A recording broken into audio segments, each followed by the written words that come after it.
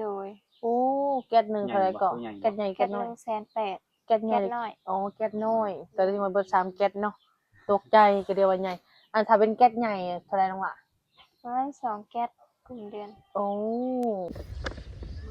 กราบทักทายสบายดีและสวัสดีเด้อ FC ฮักแพงกันเบิดทุกคู่ทุกคนเนาะ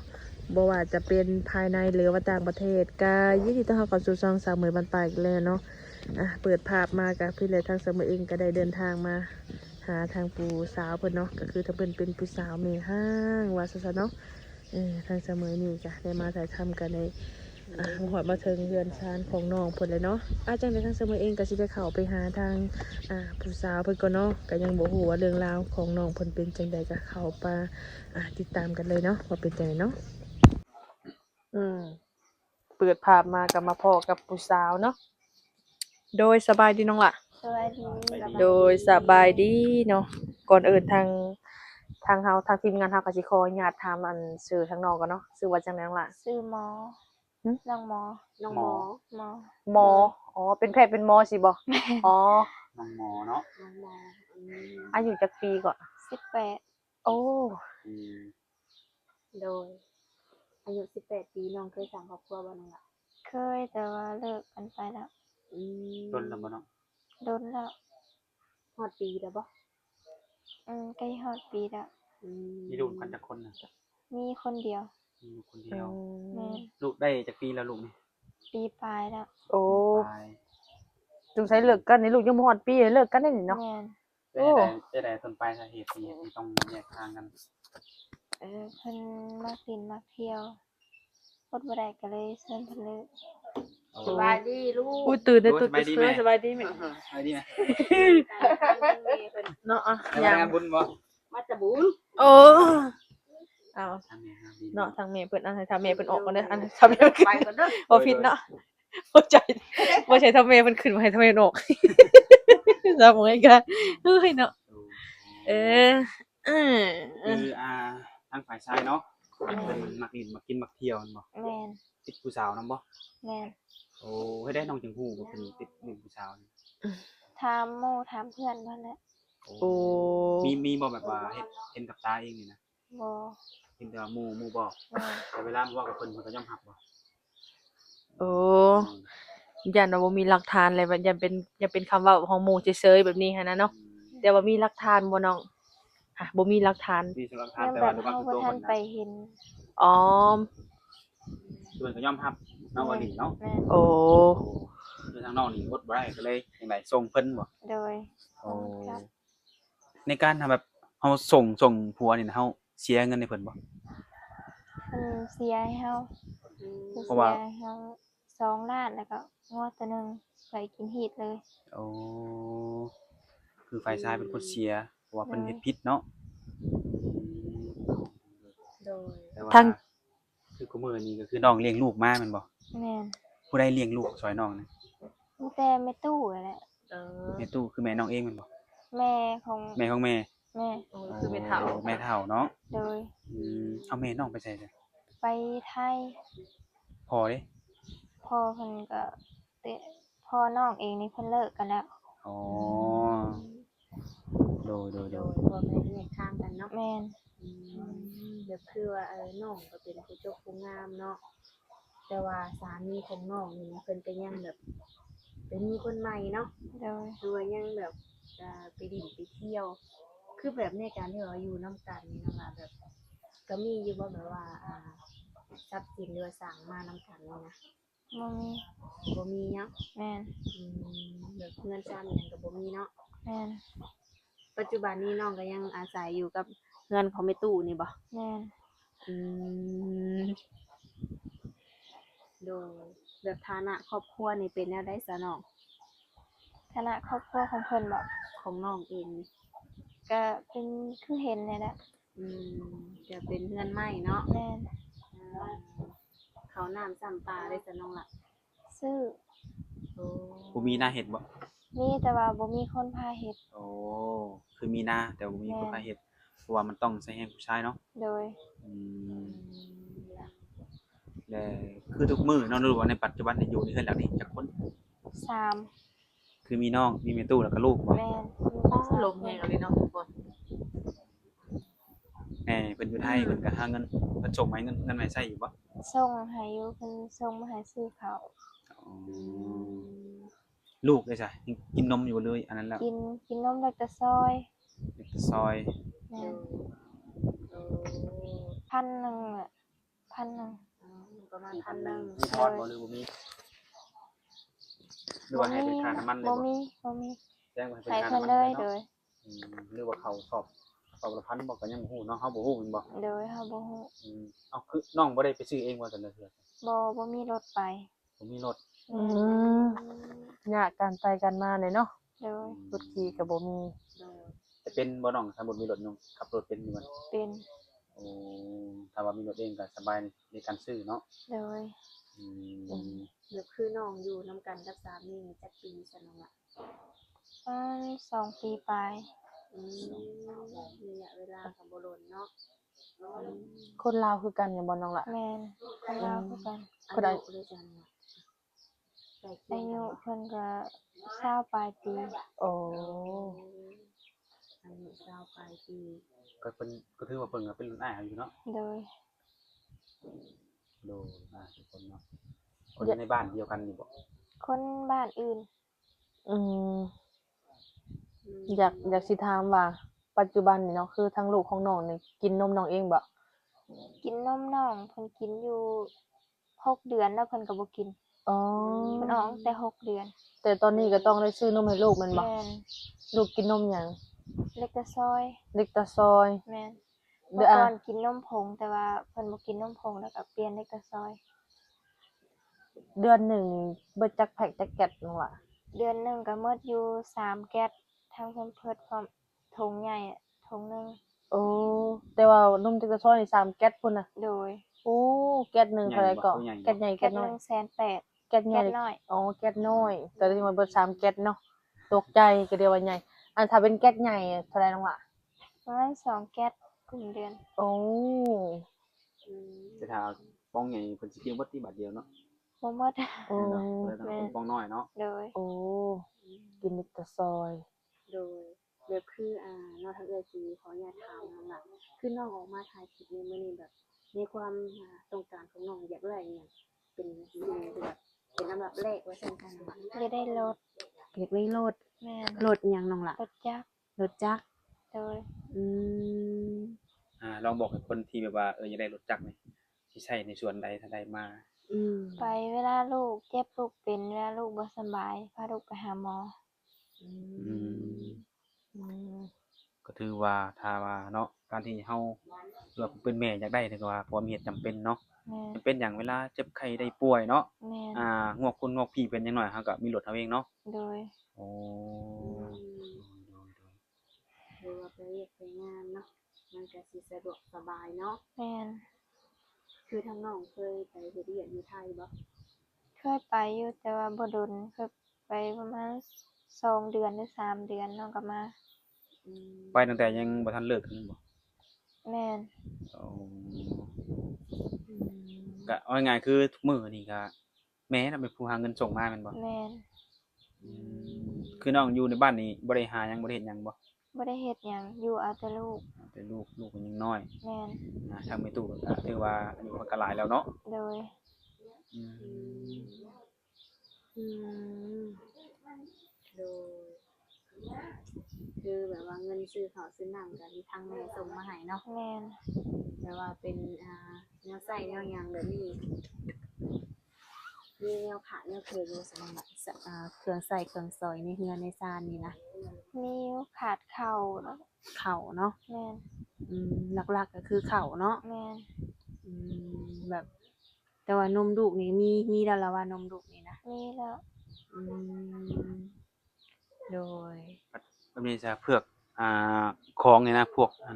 แนวอยู่แนวกินนี่นะผู้ใดเป็นคนหามาแต่ละมื้อละมื้อ ในตู้บางเทื่อก็ไม่ตู้แล้วไปหาบางเทื่อก็ซื้อน้ำหันค่าเขา โอ้ ลูกของน้องนี่บ่อยู่น้ำไผเลยบ่น้องล่ะ บ่อยู่น้ำไผ เออ ติดแม่ว่า แต่ ซั่น น้ำแม่ โอ้ โอ้ นั่น แบ แหละ บแม่เลี้ยงนะเนาะ ก็เลยว่าอยากให้เนาะก็คือทางแม่เฒ่าสิไปทางใดก็อยากนี่เพราะว่าทางลูกเพิ่นบ่อยู่นำไผแบบนี้หันนะ แม่น ความหมายหันนะและในการงบที่ว่าใช้จ่ายในภายใน1เดือนนี่เบิดเท่าใดน้องล่ะ เบิดทางเขาพร้อมบ่ อืม แบบเดือนสิไรเข้าแล้วก็เพิ่นแล้วก็ นมลูก นมลูกนะ อืม อย่าง เดี๋ยวก็ประเด็นเป็นนัวเจ้าหั่นแหละใช้จ่าย ก็หมดหลายอยู่แต่ละเดือนก็หมดประมาณถ้ารวมเบิดทั้งเกลือทั้งนัวก็หมดประมาณ 3-4 แสนนี่แหละ 3-4 แสนหรือว่า5-6 แสนนี่แหละ อ๋อ ความหมายนี่คือทางเอื้อยความหมายว่าเขาก็คือเขาที่เจ้าซื้อนะสอบหนึงก็6-7 แสนเนาะ แม่น วันนี้มาเป็นข้าววันนี้มาเป็นอันประเด็กปิ้งนัวนมลูกว่ามันสิถึกแต่4-5 แสนพอจ่ายเนาะมันสิบ่กลัวบ่น้องล่ะ เรือน้องงง เนาะ จังซี่สมมุติว่าจังไดเข้านี่ก็รายต่ำ6แสนซะเนาะ แม่น 6แสนถ้าว่าเป็นแบบเป็นนัวทงหนึงก็20ไปพันแล้วเนาะ มีนมลูกเด้บัดนี้ ลูกเหยียบล้านเนาะ แม่ อื น ม ใช่รวมนะ แม่นประมาณประมาณล้านหนึง มี ค่อย น สิ ม ว่าอยู่ มีเพิ่นแน่นะ แม่น หรือว่ารายจ่ายในโอ้ยแหละโอ้ยเนาะ อืม ก็เลยอยากถามว่าจังใดน้องเรียนจบไสก็น้องนะ จบป .5 จบป .5 เพิ่นเรียนอยู่จบป .5 แล้ว เนาะ เจอเพื่อนซานน้องก็มีไฟฟ้าใช้ทางแม่เนาะ แม่นแม่ โดย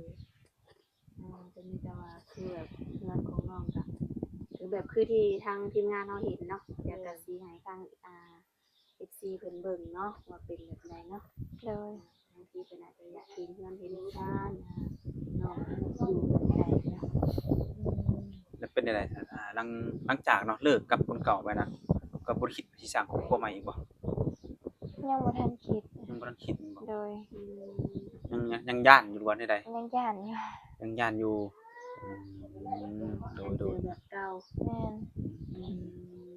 แล้วน้องคิดว่าอายุประมาณจะกี่ปีที่แบบพร้อมสร้างอีกนะ ให้ลูกใหญ่ก่อนประมาณลูกก็มัน 2-3 ปีก่อน ลูกไงกันเนาะ โดย โดยถ้าคิดว่าสร้างครอบครัวในรอบนี้น้องคิดว่าต้องเอาคนอายุหลายบ่ดูว่าอายุต่ำกันแบบนี้ น้องก็ยังบ่ฮู้ ในส่วนตัวของน้องมักแบบใดจ้ะมักรุ่นใหญ่หรือรุ่นน้ ให้ อย ลูกมันน่ะ เอามาพี่อ่ะ เอาลูกมานั่งนำแม่แล้วก็ได้ เอายังมาอ่ะ ให้เอาลูกไป แล้วเน่ฮักกระตื่นไปนอนบ่นี่นะ แม่น อีปลายบ่ แม่น โอ้ลูกติดแม่คนเท่าแต่คนเนาะบางทีอยู่กับไปตู้มันก็บ่อยู่นะคน เฮ้ยหน้าตาคือแม่ซะเนาะ อืม คือกันเลย โอ้เอาไปบูชา สบายดีลูกสบายดีอยู่ โดย เพิ่นเว้าได้ดอกบ่ ยัง กำลังงานแบบเรียนเว้านั่นนี่เนาะ แม่น น้องแม่ได้แล้วเนาะ แม่นได้แต่แม่ แต่ว่าง่ายคือจักหน่อยกำลังเรียนเนาะ โดยกำลังเรียนเว้า โดย ไปเล่นไปเที่ยวนี่แม่ก็คือสิไปบ่ได้เด้อเนาะ ไปบ่ได้ เออเพราะว่าขาดคนน้อยๆอันนี้ แม่น โอ้ยมาเป็นเมื่ออยู่ดินเจียเด้บัดมื้อนี่ เมื่อดินเจียบัดมื้อนี่ดินในกองเพื่อง โดยคือแต่ละมื้อก็น้องก็บ่ได้ไปทางใดมีแต่อยู่เอาลูกแม่นบ่ แม่น สิไปดินไปหยังก็ยากเนาะ บ่ได้ไป คือแบบอยู่นำในตู้นี่คือว่าเพิ่นบ่อยู่เลยบ่น้องล่ะ บ่อยู่ คือสิได้นอนตื่นนอนมาก็เห็นแม่ก็แต่งมาหาเลยเนาะ แม่นมันติดแม่ แบบว่าเพิ่นแบบตั้งแต่อันเลิกกันไปนี่พอเพิ่นมาหาอยู่บ่ เคยมาอยู่ เคยมาอยู่เนาะ แม่น เงินคำเพิ่นก็ได้ส่งอยู่บ่เนาะ บางเทื่อเพิ่นก็ให้บางเทื่อเพิ่นก็บ่ได้ให้ แล้วแต่ว่าเพิ่นมีหรือบ่มีแม่นบ่ แม่น แต่เพิ่นมาเพิ่นเห็นลูกเพิ่นแบบเป็นตาฮักตาแพงหรือเพิ่นก็แพงอยู่บ่เนาะ เพิ่นก็แพงอยู่ แพงอยู่เนาะ โดย เพราะว่าถ้าว่าบ่แพงนี่คือสิแบบ เนาะก็งงนำอยู่เด้อ่ะดูกำลังวัยกำลังเป็นตาหักตาสั่ง แม่นเป็นตะแพง เพิ่นมาหาจักเทื่อเนาะ มาหลายเทื่ออยู่ ตกแต่ เพิ่นมาเยี่ยมลูกเพิ่น อืม อืม ปู่ย่าก็มานำบ่ แม่น โอ้